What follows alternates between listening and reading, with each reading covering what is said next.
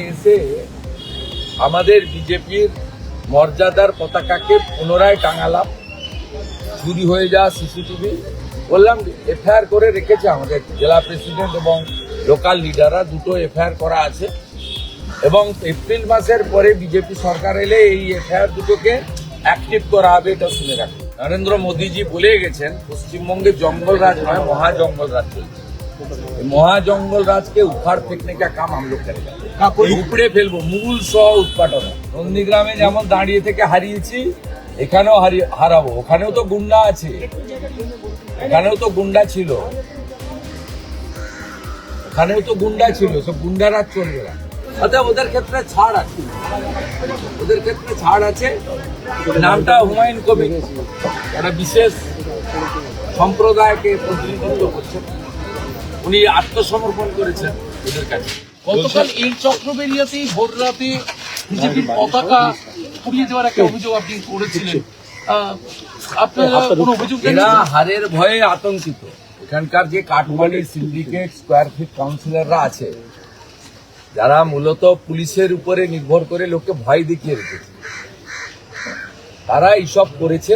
যারা করেছে আমাদের সিসিটিভি ছিল, আমরা ধরেছি এবং সামনে এনেছি। এখান থেকে আমাদের বিজেপির যে অ্যাসেম্বলি কার্যালয় সিসিটিভি চুরি হয়েছিল, আমি আজকে আবার নতুন সিসিটিভি এখানে আমাদের যারা মন্ডল প্রেসিডেন্ট অ্যাসেম্বলি কনভেনার তারা লাগিয়েছে এবং যে পতাকাগুলো হাত দিয়েছিল এখানে আবার আজকে পতাকা টাঙানো হলো। এটা ভবানীপুর বিধানসভা মানে এখানে ভারতীয় জনতা পার্টি বা বিরোধী দল আসতে পারবে না, এখানে কাউন্সিলর আর পুলিশ যা বলবে তাই করবে, এটা হতে পারে না। আমি সেই কারণে এখানে এসেছি। সোশ্যাল মিডিয়া প্রেস তো আছে, ওটা সেফ জোনে করা হয়, কিন্তু মাটিতে আসতে হয়। মাটিতে এসে আমাদের বিজেপির মর্যাদার পতাকাকে পুনরায় টাঙালাম। চুরি হয়ে যাওয়া সিসিটিভি বললাম এফআইআর করে রেখেছে আমাদের জেলা প্রেসিডেন্ট এবং লোকাল লিডাররা, দুটো এফআইআর করা আছে এবং এপ্রিল মাসের পরে বিজেপি সরকার এলে এই এফআইআর দুটোকে অ্যাক্টিভ করা হবে, এটা শুনে রাখুন। গুন্ডা রাজ খতম করবো আমরা। বিহারে অনেক আগে জঙ্গল রাজ শেষ হয়ে গেছে। নরেন্দ্র মোদীজি বলে গেছেন পশ্চিমবঙ্গে জঙ্গল রাজ নয়, মহাজঙ্গল রাজ চলছে। মহাজঙ্গল রাজকে উখাड़ फेंकने का काम हम लोग करेंगे, উপড়ে ফেলবো মূল সহ উৎপাদন। কাকলিয়া কাণ্ডে 17 জন ছাড়া পেয়ে গেল, মানে 23 জনকে গ্রেফতার করেছিল, তার মধ্যে 17 জন ছাড়া পেয়ে গেল। এখন সোনাপক্ষ তো ধরা পড়লো না, ধরবে না তো। সোনা ভোট লুট করে, ভোট বালাই, ভোটের জন্য। কারণ রাসবিহারী কসবা এইসব জায়গায় সোনা পাপু বহু বুথ লুট করে, স্বাভাবিকভাবে ওকে লাইসেন্স দিয়ে রেখেছে।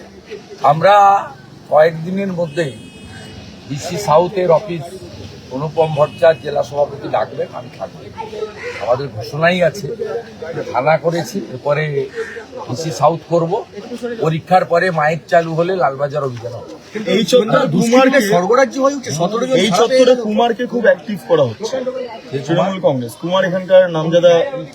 আরে এসব কিছু চলবে না। নন্দীগ্রামে যেমন দাঁড়িয়ে থেকে হারিয়েছি, এখানেও হারাবো। ওখানেও তো গুন্ডা আছে, এখানেও তো গুন্ডা ছিল, এখানেও তো গুন্ডা ছিল, সব গুন্ডারা চলবে না। মানুষ যাকে চাইবে সেই হবে। মমতা বন্দ্যোপাধ্যায় একটা টুইট করেছেন, টুইট করে সেখানে বাইরে গিয়ে যে বাঙালিরা আক্রান্ত হচ্ছেন সেই বিষয়টা বারবার উত্থাপন করছেন এবং কিছু বিধায়করা তারা প্রাদেশিকতা ছড়াচ্ছেন, বিহারি, বাঙালি, পাঞ্জাবি এ সমস্ত করে। কলকাতা শহরে লাভ হবে, লাভ হবে না। হিন্দুরা বিভক্ত হবে না, কোনো হিন্দু রাষ্ট্রবাদী এবারে বিভক্ত হবে না, ভাষার নামে জাতের নামে বিভক্ত হবে না। আমরা শুরু করি ভারত মাতা দিয়ে, শেষ করি ভারত মাতা দিয়ে। উনি যে চক্কর করছেন, এই চক্করে এবারে হিন্দুরা পড়বে না। উনার আমলে কোনো হিন্দু, সে গুজরাটি হিন্দু হোক, মহারাষ্ট্রের হিন্দু হোক, ইউপির হিন্দু হোক আর বাঙালি হিন্দু হোক, কেউ ভালো নেই। কারো বাড়িতে চাকরি নেই, শিল্প নেই, রোজগার নেই, হাহাকার অবস্থা। আপনাকে বারবার আদালতে যেতে হয় মিটিং মিছিল করতে। আজকে হুমায়ুন কবির উচ্চ মাধ্যমিক পরীক্ষা চলছে, সেখানে বাইক র্যালি করছে, এত গাড়ি নিয়ে বেরিয়েছে, মানে একই মুদ্রা দুটো পেট। বাবরি যাত্রা, এই কারণেই পরপর 3 দিন বেলডাঙ্গাতে জাতীয় সড়ক রেল মার্গ বন্ধ করে অত্যাচার হয়েছে পুলিশ দর্শক। মুখ্যমন্ত্রী বলেছেন শুক্রবার দিন একটু হবে, আমি এটা করতে পারবো, মুখ্যমন্ত্রী নিজে বলেছেন। অতএব ওদের ক্ষেত্রে ছাড় আছে, ওদের ক্ষেত্রে ছাড় আছে। নামটা হুমায়ুন কবির, একটা বিশেষ সম্প্রদায়কে প্রতিনিধিত্ব করছেন, উনি আত্মসমর্পণ করেছেন ওদের কাছে।